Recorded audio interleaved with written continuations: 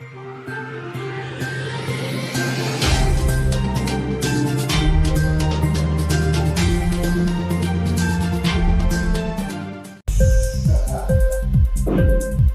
TV prime time news కి స్వాగతం.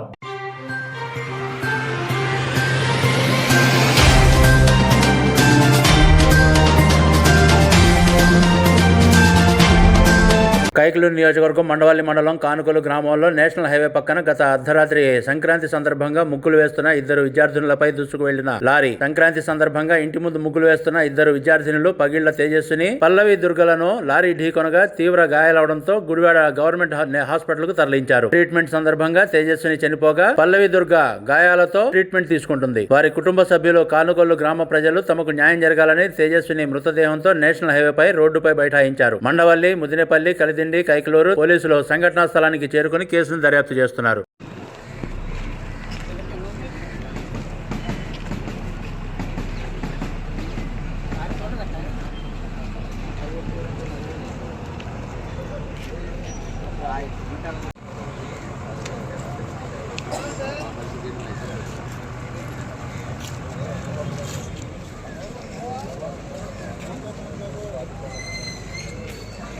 వెంటనే జరగాలి జరగాలి న్యాయం వెంటనే జరగాలి జరగాలి న్యాయం వెంటనే జరగాలి జరగాలి న్యాయం వెంటనే.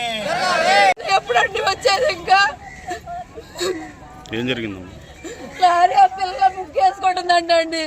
ముగ్గేసుకున్న వాళ్ళు గుర్తేశారు ఇద్దరు అక్క చెల్లెండి. ఆవిడకి హాస్పిటల్లో పెట్టాము. ఈ పిల్ల సత్యనా పెట్టాము అంది. రాత్రి చంపేట పోలీస్ స్టేషన్ లో ఉన్నారంటే మమ్మల్ని కూర్చోబెట్టారు. ఆ అబ్బాయి తీసి రావట్లేదు అసలు. మా వాళ్ళు వెళ్ళారు. ఆ అబ్బాయి అంత ఎక్కువేయండి పిల్లకన్నా. ముగ్గులేస్తుండగా పాపళ్ళు ఆ లారీ అతను తాగి బండి పక్కకు తీసి గుర్తుకుండి వెళ్ళిపోయాడు. వెళ్ళిపోతే కాలనీ దాకా వెళ్ళిపోతే బైకులు వేసుకెళ్ళి అక్కడ ఆపారు. పాపేమో హాస్పిటల్లో కాబోతుంది న్యాయం కావాలని మేము